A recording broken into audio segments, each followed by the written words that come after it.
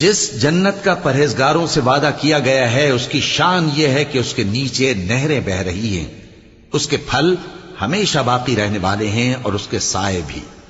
یہ ان لوگوں کا انجام ہے جو متقی ہیں، اور کافروں کا انجام دوزخ ہے۔ اور جن لوگوں کو ہم نے کتاب دی ہے وہ اس کتاب سے جو تم پر نازل ہوئی ہے خوش ہوتی ہیں، اور بعض فرقے اس کی بعض باتیں نہیں بھی مانتے۔ کہہ دو کہ مجھ کو یہی حکم ہوا ہے کہ اللہ ہی کی عبادت کروں اور اس کے ساتھ کسی کو شریک نہ بناؤں۔ میں اسی کی طرف بلاتا ہوں اور اسی کی طرف مجھے لوٹنا ہے۔